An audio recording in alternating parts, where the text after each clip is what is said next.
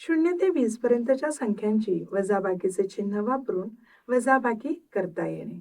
नमस्कार सगळ्यांना. आतापर्यंत आपल्याला 0 ते 20 पर्यंतच्या अंकांची वजाबाकी करता येते. मूर्त स्वरूपात म्हणजे प्रत्यक्ष वस्तू हाताळून. याच्या पुढची वजाबाकी आता आपण पाहणार आहोत. बघा, माझ्या हातामध्ये आता काय दिसत तुम्हाला? चमचे दिसत. आता ते किती आहेत बरं? ते आता आपण बघूया.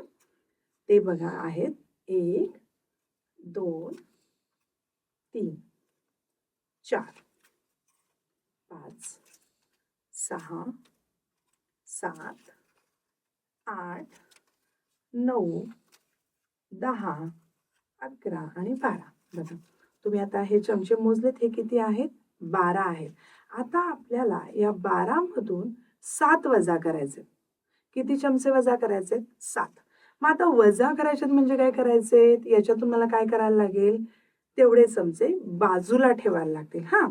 मग आता आपण कसे बरं बाजूला ठेवणार आहोत? पहिले तर मोजावे लागतील आपल्याला. मोजूया आपण. जी संख्या वजा करायची ती आहे 7.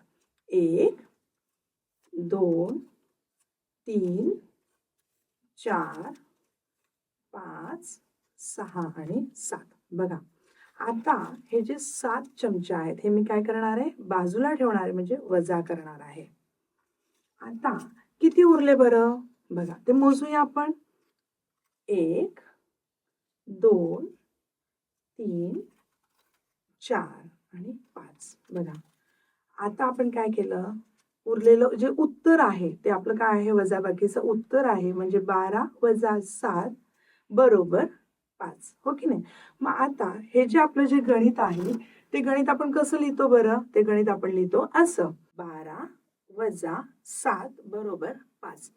मग वजाचं चिन्ह तुम्हाला दिसतंय बरोबर. वजाचं चिन्ह कसं आहे? एक छोटीशी रेष आहे. हो की नाही? मग ही वजाबाकी करत असताना आपण ती वजाबाकी कशी लिहितो? बरोबर, ती वजाबाकी ही आपण अशी लिहितो.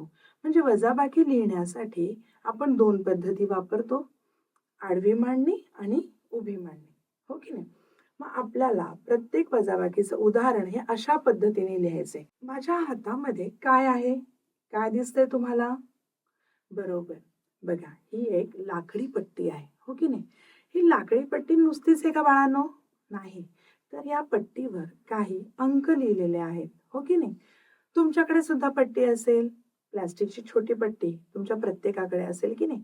त्याच्यावर सुद्धा अंक लिहिलेले आहेत. मग या पट्टीवर जे अंक लिहिलेले आहेत ते आपण बघूया, वाचूया.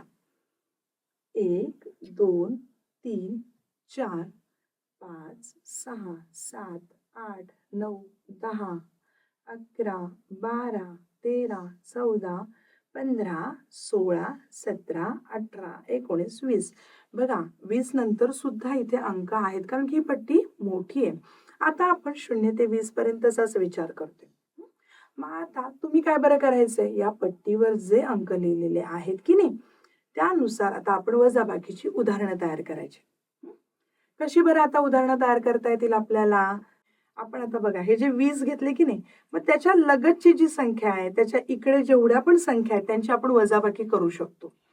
20 वजा 19. हो की नाही? अजून कुठे करू शकतो आपण? 20 वजा 18, 20 वजा 17, 20 वजा 16. अशा पद्धतीने आपण 20 मधून हे अंक वजा करू शकतो.